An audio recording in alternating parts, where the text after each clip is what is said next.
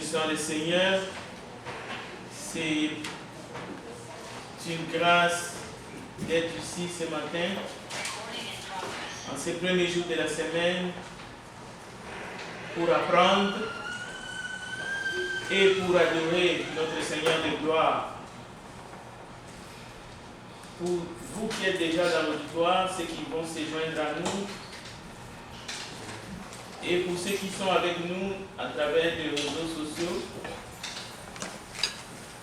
que la grâce et la paix de notre Seigneur soient avec nous tous, afin que nous puissions assimiler et que nous puissions livrer un culte à son honneur, agréable et selon sa doctrine. Ces mois-ci, dans le programme, nous allons aborder deux thèmes. L'ordre, dans le culte, du premier jour de la semaine. Mais nous allons parler aussi d'un sujet qui touche nos enfants. C'est un sujet de société et d'actualité. C'est une doctrine. Nous allons, à la lumière de la parole de Dieu, essayer de voir comment nous pouvons aider nos enfants et comment la parole peut nous aider en tant que parents ou en tant que grands frères, grandes sœurs, à ne pas sombrer à des doctrines étrangères. Mais en même temps,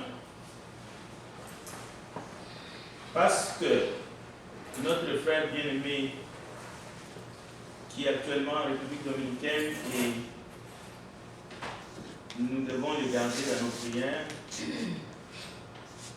a posé une question le dimanche passé sur le Milan.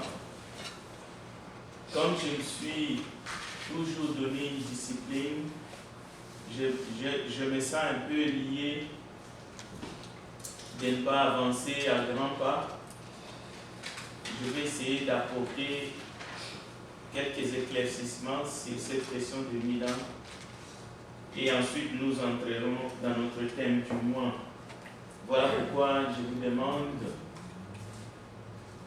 d'abord l'écoute ce matin, avec quelques projections que je vais faire pour essayer d'élucider cette question, parce que ce n'est pas une question singulière, ça complète l'enseignement que nous avons commencé les semaines passées et qui va continuer en dehors justement de ces liens. Je vais continuer ce thème-là plutôt dans des enseignements que je vais faire en direct. Et pour ceux qui sont intéressés, c'est la question de fin des temps. Donc, il suffit de vous abonner dans nos chaînes. Vous pouvez avoir la suite des enseignements sur l'enlèvement, les grandes tribulations que je veux faire en direct. Parce que, après 20 ans de travail, aujourd'hui, nous sommes en train de compter au moins 200 abonnés, c'est-à-dire des personnes qui sont là, avec plus de 1000 vidéos que nous avons. Même si on ne peut pas les compter comme des membres de l'Église du Christ de Montréal, mais ils se sont abonnés à la chaîne. Cela veut dire qu'ils sont parmi les fidèles qui suivent tous les enseignements. Ils peuvent voir chaque enseignement, chaque étude biblique. Et ils sont là, ils sont fidèles. C'est des abonnés, ce n'est pas des followers. Il faut faire la différence entre ceux qui suivent, ceux qui cliquent, mais qui ne sont pas abonnés. Les abonnés sont là et nous devons payer pour eux. Bien. Alors, nous allons répondre à cette question. Comme j'ai dit, je vous demande d'abord l'écoute et ensuite je vous laisserai le temps de poser des questions parce que c'est déjà une question. On ne peut pas faire question sur question. Non, ça ne fonctionne pas comme ça. J'essaie toujours d'avoir une discipline. Je vais répondre à cette question de Milan. Je vous donnerai le temps de poser des questions, sinon on ne va pas s'en sortir. Notre temps est limité. Bien. Il est écrit dans l'Apocalypse la question de 1000 ans. C'est de l'Apocalypse chapitre 20. Permettez-moi de vous montrer, parce que je vois qu'il n'y a rien sur le tableau. Je vais essayer de...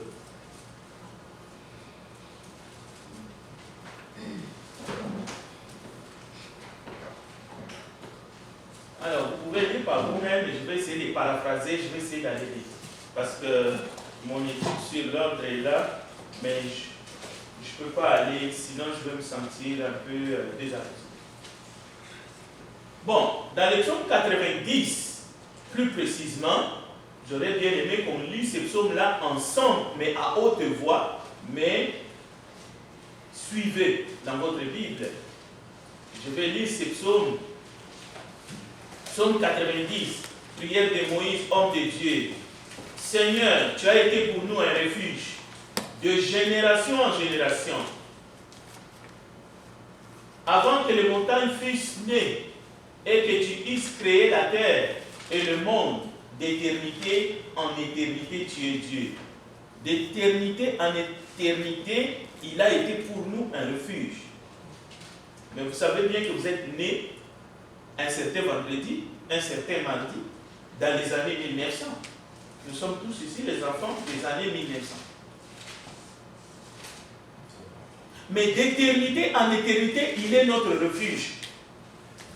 Donc, on ne peut pas prendre un texte biblique pour essayer, je ne sais pas par quelle magie vous allez faire, pour que vous puissiez vous dire que d'éternité en éternité, il a été votre refuge. Mais c'est ça qui est écrit. Et c'est la vérité.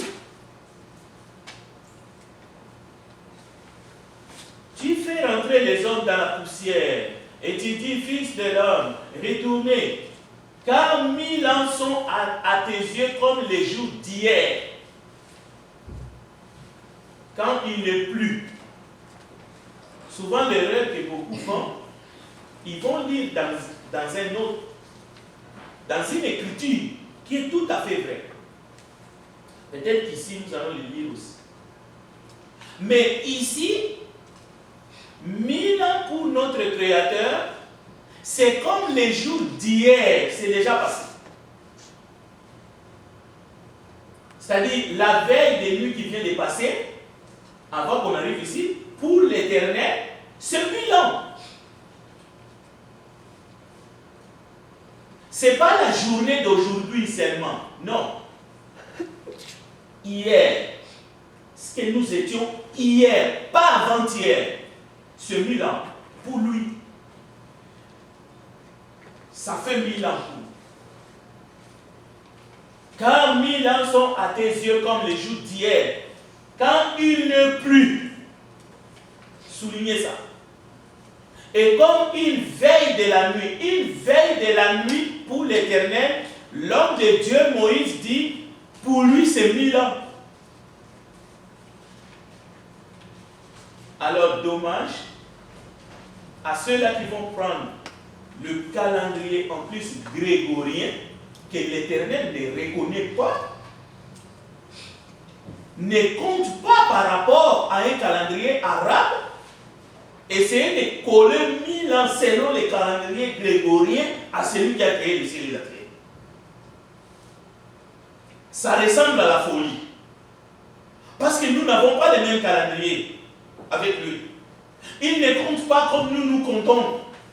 Il ne s'en sert pas des chiffres arabes.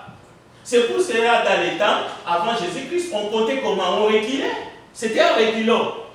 Et à partir de la naissance de Jésus, les scientifiques et les gens ont dit, bon, on va commencer à compter en avançant. Ça ne vient pas du Saint-Esprit, ça. C'est pour cela, lui, il est le maître des temps. Il est au-dessus du temps.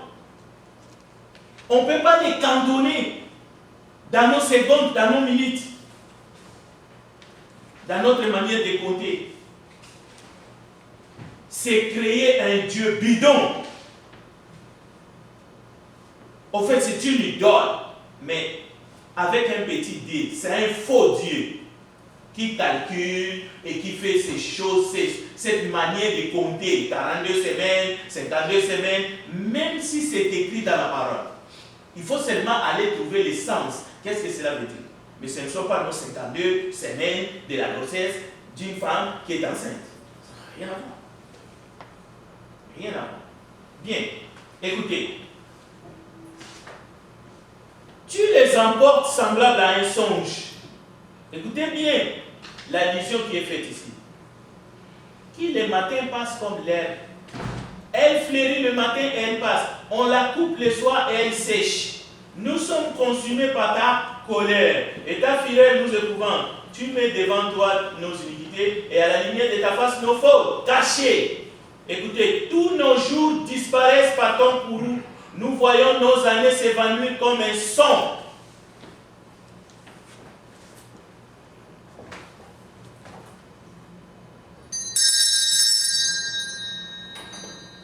Nos années s'évanouissent.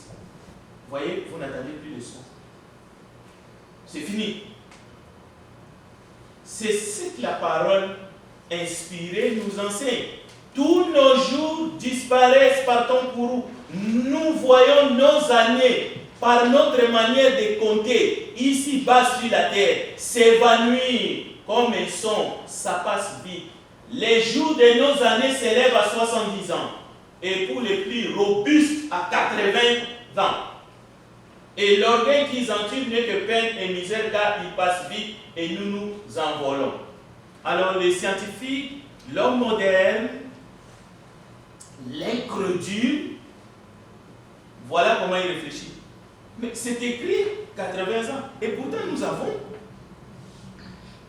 des grands-pères, des grands-parents, des aînés qui ont 90 ans, qui ont 120 ans. Il y a des personnes qu'on appelle les aînés, on peut les trouver un peu partout, que ce soit en Inde, 124 ans, 129 ans, même pas 120, mais c'est écrit dans la parole inspirée 120. Mais on peut aller voir aussi dans la Bible 365 ans, Enoch. Mais tout cela, ça s'explique. Ça s'explique tout ça.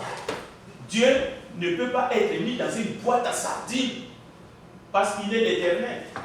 Des siècles et des siècles, il n'a pas de commencement et de fin. Il fait ce qu'il veut. Alors, qui prend garde à la force de ta colère et à ton courroux selon la crainte qui t'est due?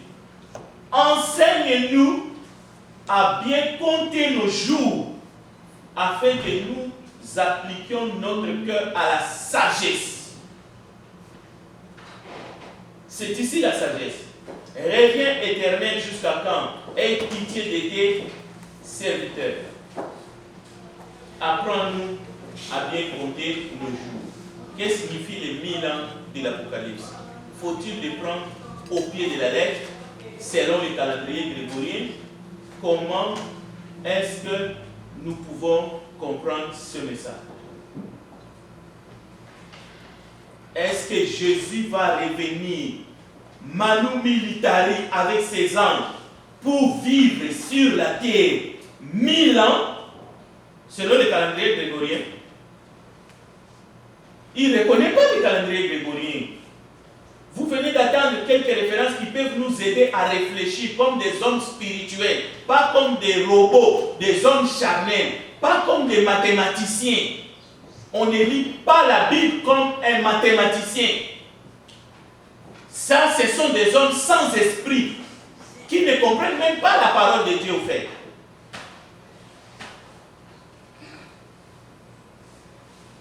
Que ton œuvre se manifeste à tes serviteurs et ta gloire sur leurs enfants. Que la grâce de l'Éternel notre Dieu soit sur nous. Affermis l'ouvrage de nos mains. Oui, affermis l'ouvrage de nos mains. Bien. Nous allons voir quelque chose. Je rappelle ici. Dans Jude chapitre 1er, notez bien les textes. Je veux vous rappeler, je lis le verset 5. à vous qui savez fort bien toutes ces choses, que le Seigneur, après avoir sauvé le peuple et l'avoir tiré du pays d'Égypte, fit ensuite périr les incrédules. Donc c'est une question de foi. Il a sauvé, il a fait périr. Il fait les deux.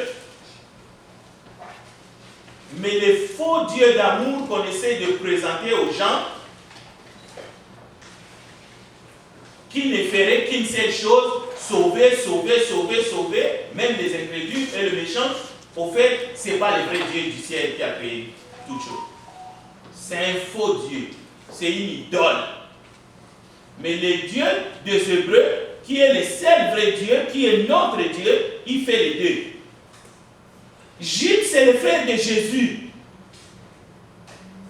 Pourquoi tromperait-il des millions et des millions et des millions et des millions de chrétiens, des disciples de Jésus, avec un faux message, un message de haine, un message qui va troubler les gens ou qui va faire peur aux enfants?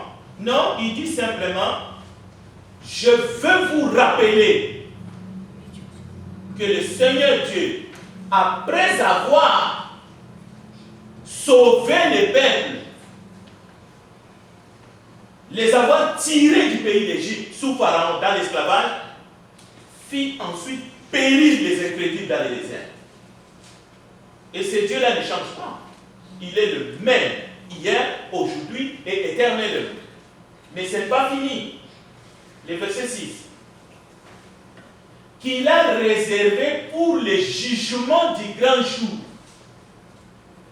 enchaîné éternellement. Il faut voir la liaison qui est là. Enchaîné éternellement par les ténèbres.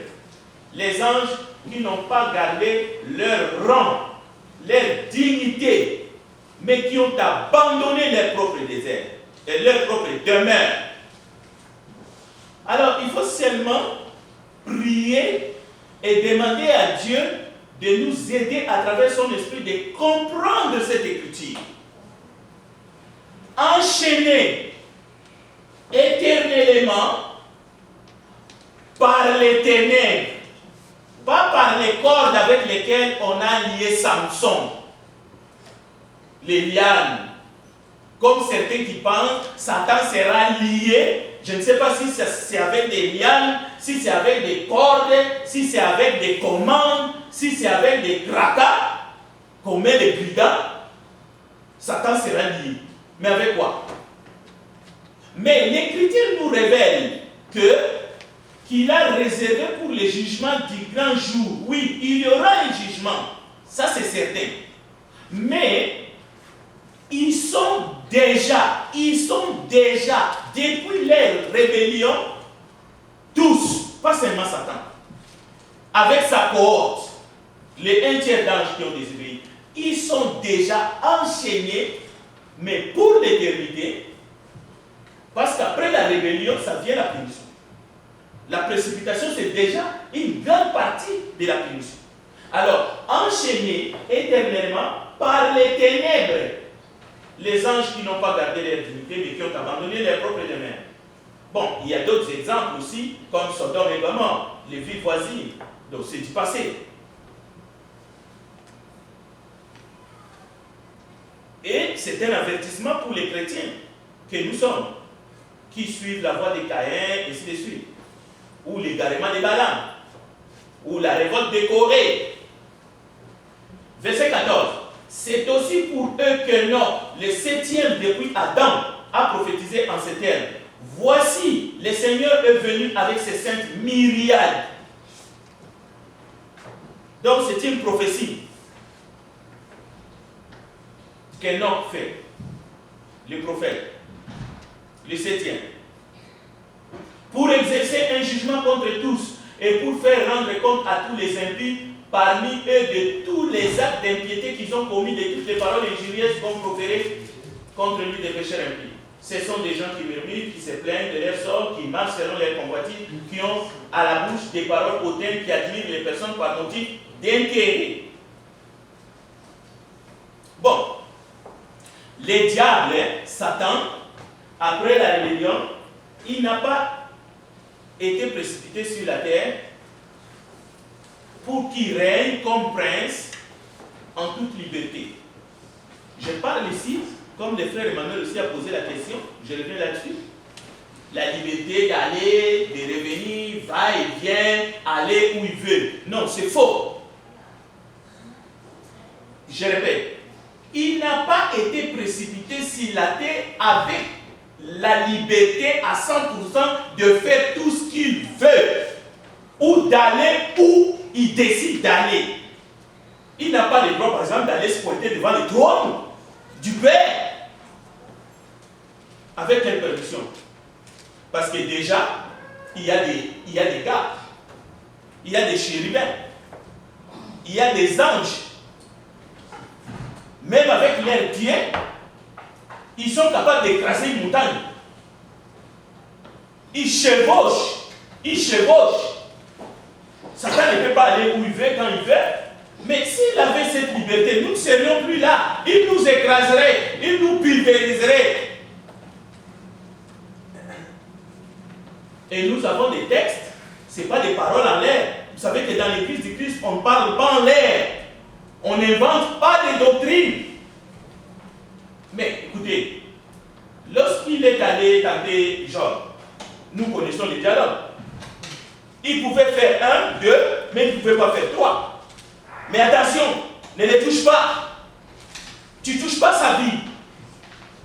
Est-ce que quelqu'un qui est libre, peut être télécommandé, peut être... Non, il a des limites. Ok? Et ces limites-là, c'est quoi? Si ce n'est pas lié quelqu'un. C'est quoi? Si le diable, c'est lui qui commande, c'est lui qui décide tout, mais alors c'est un Dieu, il faut qu'on l'adore. Pensez-vous vraiment, moi je peux parler comme je parle, je peux enseigner comme j'enseigne. Un jour, le diable a failli me tuer ici même, devant des membres de cette assemblée. Je suis tombé là. Écoutez, il ne pouvait pas toucher Job, même pas à sa vie. La même chose, la Bible dit, celui qui est en Christ, le diable ne peut pas le toucher.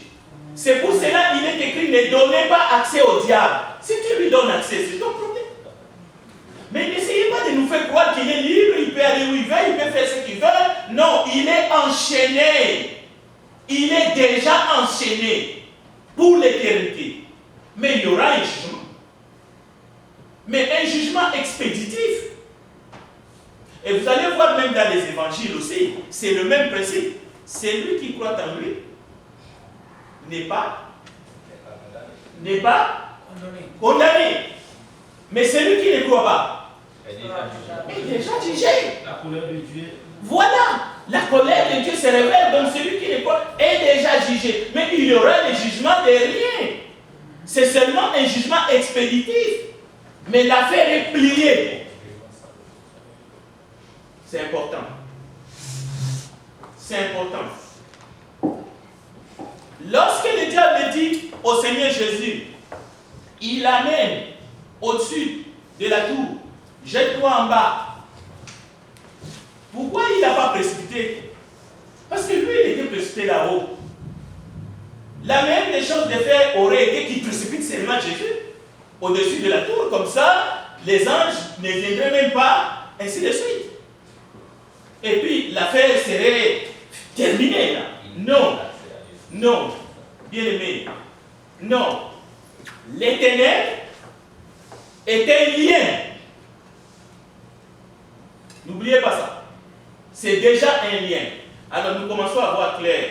Écoutez, les jours du Seigneur viendront comme un volet. En ces jours, les cieux passeront avec fracas. Les éléments embrassés se dissoudront et la terre avec les œuvres qu'elle renferme sera consumée.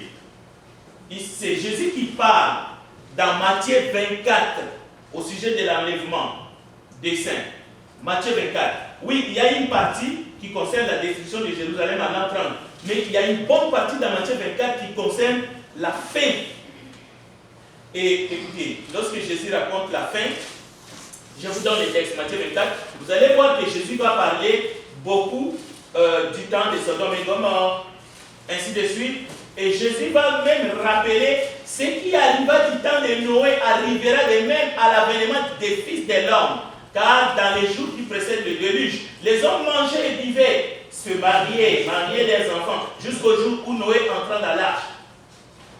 Ils ne se doutaient de rien, jusqu'à ce que le déluge vint et les emporta tous. Il en sera de même à l'avènement du Fils de l'homme. C'est pourquoi vous aussi, tenez-vous prêts, car le Fils de l'homme viendra à l'heure où vous n'y penserez point.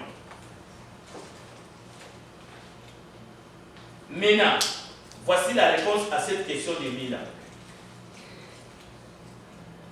D'abord, il faut savoir que 1000 ans, ici, dans les textes de Apocalypse chapitre 20, là j'ai essayé de répondre à la question des chrétiens tièdes. Je vous donne quand même les textes. Apocalypse chapitre 12, vous pouvez les lire à partir du verset 17. Les chrétiens tièdes ne resteront pas du tout dans ce monde. Comme certains pensent qu'à la fin des temps, la grande tribulation viendra, où il y aura la guerre d'Armageddon, et puis les chrétiens tièdes vont passer par cette tribulation, la guerre d'Armageddon, et après ils vont rejoindre les autres. Non, ce n'est pas vrai. Les chrétiens tièdes seront vomis par les saints. Et d'ailleurs, le terme vomi qui est dans l'Apocalypse, ça résume bien le fait qu'on était dedans. On vomit ce qui est dedans. Donc on était en Christ, c'est pour cela que le Seigneur dit, je vous vomirai. C'est-à-dire, vous partez de l'intérieur à l'extérieur. Alors la doctrine qu'on ne peut pas vomir quelqu'un qui est déjà dedans, c'est faux. Jésus n'aurait pas dit vomir. Nous sommes en Christ, non? Nous sommes en Christ. C'est ça que ça veut dire chrétien, disciple de Jésus. Et le membre de l'Église, des sept, ceux-là qui étaient dans l'Église, dans les sept églises, il y avait des fidèles, et il y avait ceux qui étaient des infidèles, et il y avait des chrétiens véritablement qui étaient tièdes, qui avaient un pied dedans, un pied dehors. Mais Jésus tranche, il dit, je veux vous vomir. Vous allez sortir à moi. Et vous comprenez, Jésus, ce n'est pas un ruminant. Une fois vomi, après il va vous avaler encore? Non, il ne va pas vous avaler. Si vous vomissez, c'est fini. Vous devez aller dans les déchets. Cela veut dire en enfer. Donc c'est plié. Si vous êtes chrétien et que vous êtes vomi, c'est plié. Bon, Apocalypse chapitre 20, écoutez bien ce texte. Ici, on parle des autres morts qui ne revirent point à la vie jusqu'à ce que le 1000 ans fût accompli. C'est la première expression. Et le verset 10 dit, et les diables qui les séduisaient furent jetés dans les temps de feu et de soufre où sont la bête et les faux prophètes. Ils seront tourmentés jour et nuit au siècle des siècles. Le verset 11. Oui, j'ai vu un grand trône blanc, et celui qui était assis dessus, la terre et les ciels s'enfuirent devant sa face, et il ne fut plus trouvé de place pour eux. Et je vis les morts, les grands et les petits, qui se tenaient devant le trône. Des livres furent ouverts, et un autre livre fut ouvert, celui qui est le livre de vie. Et les morts furent jugés selon leurs œuvres, d'après ce qui était écrit dans ces livres. La mer rendit les morts qui étaient en elle. La mort et le séjour des morts rendirent les morts qui étaient en eux. Et chacun fut jugé selon ses œuvres. Et la mort et le séjour des morts furent jetés dans les temps de feu. C'est la seconde mort, les temps de feu. Quiconque ne fut pas trouvé écrit dans les livres de vie fut jeté dans les temps de feu. Écoutez, nous avons ici un récit complet qui explique le jugement dernier, jusqu'à ce que des anges déchus, mais aussi ceux qui ont suivi Satan, seront jetés dans les temps de feu. Mais ce n'est pas les seuls récits dans la Bible qui expliquent ce qui va se passer à la fin du temps, y compris les 1000 ans qui est dedans. Maintenant, ce n'est pas les seuls récits. Croire que c'est le seul récit où Jésus parle du jugement dernier, c'est déjà, vous êtes dans l'erreur. Maintenant, parce que ce n'est pas le seul récit, il y a des vérités ici qu'on ne peut pas nier. Il va avoir le jugement dernier. L'enfer existe. Les chrétiens qui ont décidé de suivre Satan, qui n'ont pas reçu la grâce de Dieu seront jetés avec Satan et ses anges dans l'enfer. C'est indubitable. Maintenant, les processus, l'entourage, c'est-à-dire tout ce qu'on essaie de mettre, y compris les 1000 ans, et l'explication qu'on donne ici, c'est seulement pour une bonne compréhension, pour que nous soyons prêts. La manière que les choses vont se passer exactement, ne venez pas dire à Dieu, écoutez, tu as dit, ça se passera comme ça, A, B, C, D, tu es dans une boîte, tu ne dois pas changer. On doit voir ces monstres marins, le Léviathan, parce que c'est écrit dans l'Apocalypse, nous voulons les voir, ainsi de suite. Non, ça ne se passe pas comme ça. Ça ne se passe pas comme ça. Nous venons de voir déjà les textes qui nous parlent de 1000 ans. Comment est-ce que Dieu voit les 1000 ans? Ce n'est pas par rapport au calendrier grégorien. Non. Prenons un exemple. Personne n'est monté au ciel si ce n'est celui qui est descendu du ciel, le Fils de l'homme qui est dans le ciel. Où est passé Enoch? Où est passé Élie? Où est passé Moïse, par exemple? Où Abraham? Il est où? Vous allez dire qu'il est dans les séjours des morts, d'accord. Mais Enoch, qui a été enlevé, ainsi de suite. Est-ce que cela veut dire que Jésus, dans Jean chapitre 3, verset 17 jusqu'à 19, est en train de dire quelque chose que nous pouvons dire non, ça ne correspond pas avec les Écritures. Nous avons vu Enoch monter. C'est écrit à 365 ans. Cette manière de lire la Bible est complètement... C'est manquer de la sagesse. Et dans ce cas, qu'est-ce que vous pouvez dire concernant Enoch? Il n'y a rien à dire parce que Jésus-Christ est le chemin, la vérité et la vie. Il vient de nous révéler. C'est indiscutable. On ne peut pas discuter avec Jésus. C'est Jésus qui dit. Personne d'autre a dit ça avant lui. Jésus vient de dire personne. Cela veut dire qu'Enoch et tous les autres attendent quelque part. J'ai préparé le texte, vous allez voir. J'ai pensé à ça. Très bien pour la question. Alors, où sont passés Enoch, Élie et Moïse par rapport à ce que Jésus affirme? Ne sont-ils pas montés? Ne sont-ils pas quelque part dans le paradis de Dieu? Ainsi de suite. Mais dans le ciel, il y a plusieurs compartiments. Par exemple, la Bible déclare dans Apocalypse chapitre 14, verset 13, et j'entendis du ciel une voix qui disait, heureux dès à présent les morts qui meurent dans le Seigneur, depuis Abel. Ok? C'est ça la réponse à ta question, Emmanuel. La Bible déclare, heureux dès à présent les morts qui meurent dans le Seigneur. Je ne suis pas en train de dire qu'Abel était chrétien. Non, non, non. Ou disciple de Jésus. Mais Jésus a existé avant Abel. Parce que Jésus est le rédempteur dans les plans de Dieu avant la fondation du monde. Depuis Abel, tous ceux qui ont servi Dieu fidèlement, heureux, c'est une vérité. Et c'est Jésus qui montre ça à Jean. Parce que cette vision, au fait, nous disons, c'est la vision des gens. Non, c'est la vision de Jésus. C'est Jésus qui a envoyé son ange pour montrer à Jean. Alors, oui, dit l'Esprit, afin qu'ils se reposent dans leurs travaux, car leurs œuvres les suivent. Alors, comment comprendre? Celui qui ne croit pas est déjà jugé, parce qu'il n'a pas cru au nom du Fils unique de Dieu. Comment comprendre ça? Alors que cette même personne peut croire demain, après demain, et il va être ajouté dans l'Église. Mais la Bible dit quand même qu'il est déjà jugé, à partir du moment où il a rejeté la première ou la deuxième fois.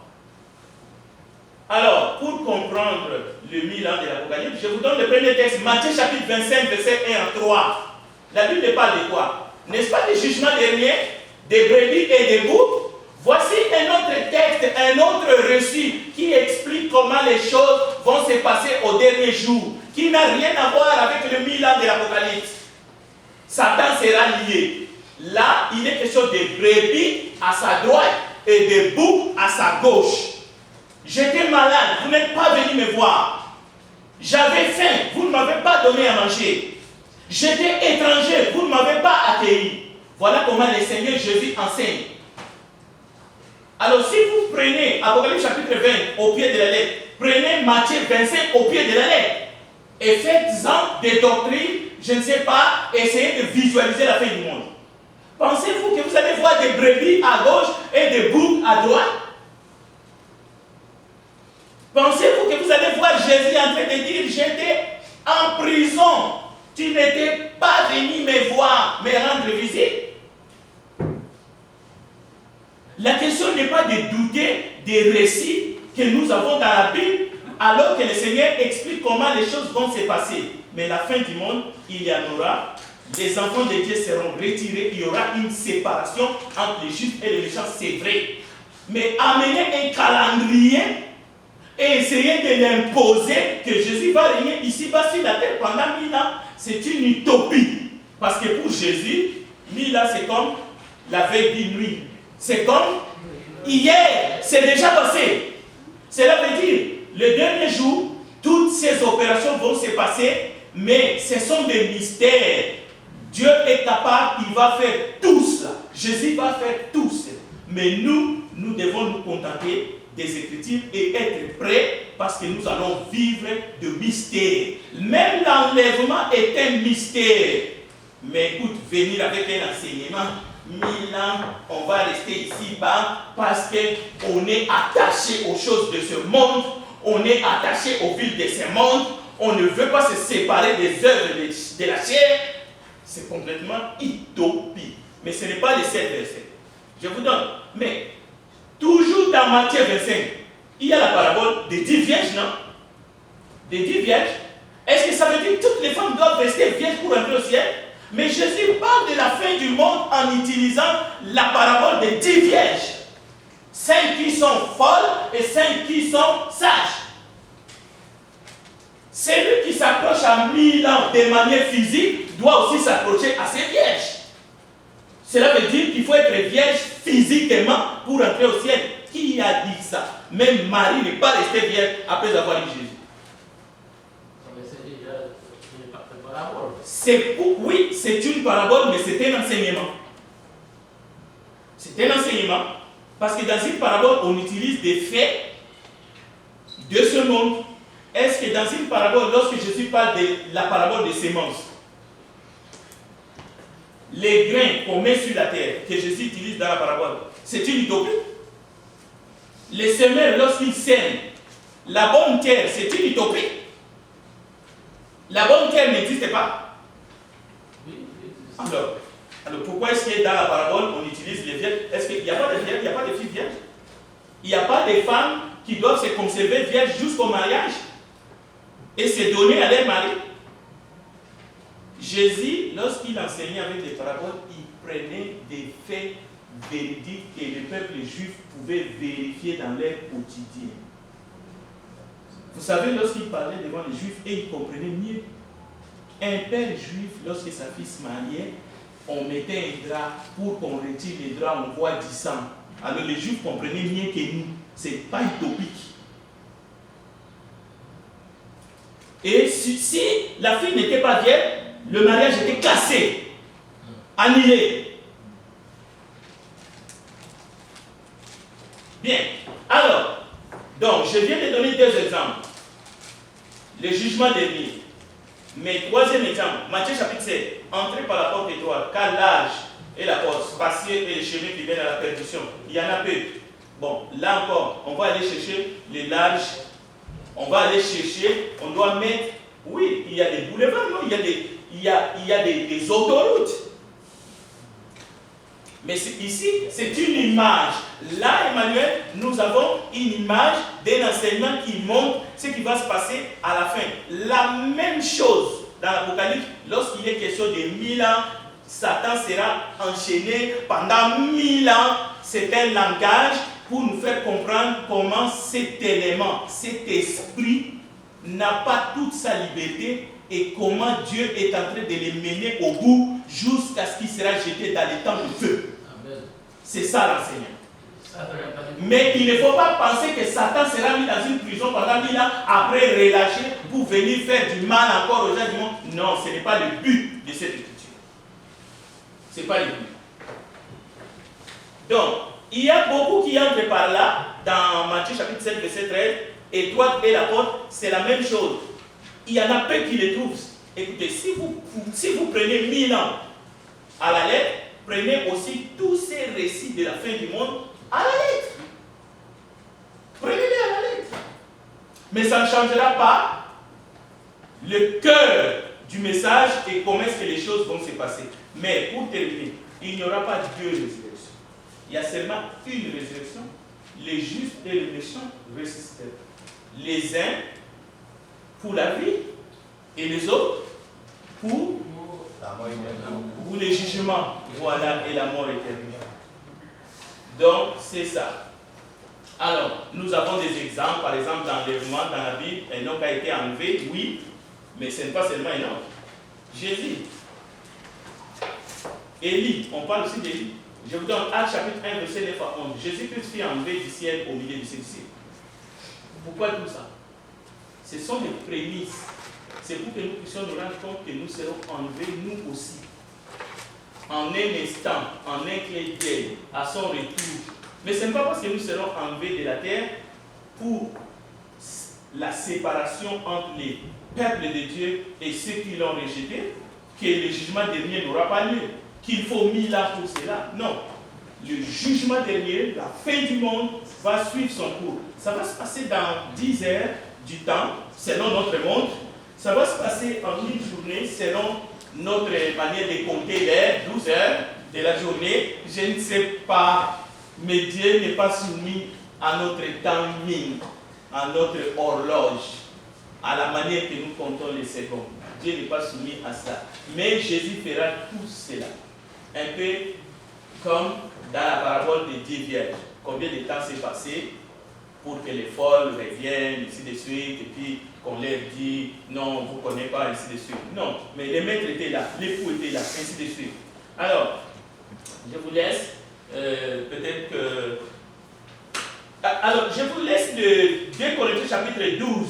Il y a un autre enlèvement qui est spirituel cette fois-ci. Il s'agit de Paul. Il faut se glorifier. Cela n'est pas bon. Vous voyez? J'en viendrai néanmoins à des visions, des révélations. Je connais un homme en Christ qui fut il y a 14 ans ravi jusqu'au 3e ciel. Vous voyez comment il a été ravi, enlevé. Et il dit lui-même, si c'était dans son corps, je ne sais. Si c'est fait hors de son corps, je ne sais. Dieu le sait. Mais l'enlèvement dont il est question dans les Écritures qui concerne l'Église, tous les détails, nous les avons. 1 Corinthiens chapitre 15, 1 Thessaloniciens chapitre 4. On ne peut pas douter de ça.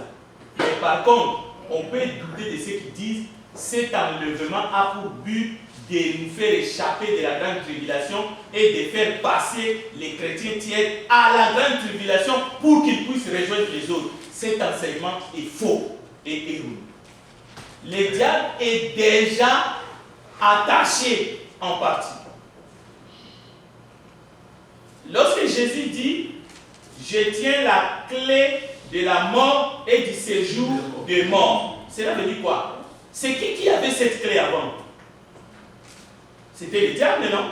Jésus est allé dans le séjour de mort et il a repris ces choses-là. Maintenant, nous ne devons plus avoir la crainte de la mort. Avant, si, c'est la preuve que cet élément perturbateur, l'accusateur, est déjà enchaîné en partie. Maintenant, comment il nous tente? C'est par des suggestions. Il attaque nos pensées. Même il envoie ses anges pour nous abrutir dans nos pensées afin que nous puissions pécher. Il y a une tentation qui vient du diable. C'est pour cela. C'est pour cela. Il faut bien garder vos pensées en Christ. Et nous péchons plus dans nos pensées qu'en action, ou contre les gens qui sont autour de nous. Alors nous devons veiller. Nous devons veiller parce que notre adversaire rôde. Il rôde. Il veut nous dévorer. Mais nous sommes plus que vainqueurs parce qu'il a été vaincu à la croix. Amen. Il a été vaincu. Il ne s'agit pas d'avoir peur de lui. Il ne faut pas lui donner trop de pouvoir non plus. Non plus. Il ne faut pas penser qu'il est libre, il va venir nous massacrer ou il va tenir tête devant le Seigneur. Non, le Seigneur revient dans la gloire. Il ne revient pas pour combattre avec les diables. Non, il les a déjà vaincus. C'est fini. J'ai regardé les matchs de 1990, Allemagne-Argentine, hier. Mais c'est en différé. L'Argentine avait déjà gagné la Coupe du Monde. C'est la même chose. Jean est en train de voir une vision de la victoire de Jésus. Cette victoire-là est déjà consommée parce qu'au moment où Jean voit cette vision, la grande partie des choses sont déjà accomplies. Jésus est dans la gloire. Il est au ciel. Il envoie son ange pour montrer à Jean comment est-ce qu'il a gagné la partie. Alors nous ne devons pas lire la Bible dans le passé. C'est-à-dire dans le futur. Tout est dans le futur. Tout est dans le futur. Il va avoir l'Armageddon. Mais nous sommes déjà dans l'Armageddon. Si vous suivez les nouvelles avant que je prie, vous allez voir, il y a des gens qui font face à des souffrances terribles. Ce monde est sous le choc. Alors, il ne faut pas que ça nous prenne en surprise. L'effet seulement de savoir qu'il y a des gens qui sont brûlés vite dans leur maison. À Hawaï, il y a des gens qui souffrent l'inondation, même hier encore aux États-Unis, en Caroline du Sud, ainsi de suite. Les gens font face à des bouleversements énormes. Même ça touche les animaux, les poissons et tout. Vous voulez voir quoi encore? Les guerres, le bruit des guerres que Jésus a parlé dans Matthieu 24. Vous n'êtes pas en train de lire les temps, les signes des temps. Vous voulez quelle tribulation encore? Que Dieu nous laisse à la fin, que le diable va sortir, tenir tête à qui? À Jésus, le roi des rois? Non, pas notre Jésus. Il revient dans la gloire. Il revient pour juger les vivants et les morts. Il revient pas pour combattre Satan. Il a déjà vaincu. Terminons par la prière. Prions ensemble. Père Céleste, nous te louons pour cette grande victoire que notre Seigneur Jésus a remportée à la croix au mont Calvaire. Et nous sommes en lui et nous savons que nous sommes plus que vainqueurs par celui qui nous a tant aimés. Aide-nous à rester vigilants, à veiller pour le retour de notre Seigneur de gloire, afin que nous puissions être avec lui dans les airs et au siècle des siècles. Bénis ta parole, bénis ton peuple, remplis-nous par ton esprit, afin que nous puissions prêcher cette bonne nouvelle jusqu'aux extrémités de la terre. Comme il est dit, alors viendra la fin. Que ton nom soit béni ce matin. Nous te le demandons, Père, au nom de Jésus-Christ, notre Sauveur. Amen. Amen. Que Dieu bénisse sa parole.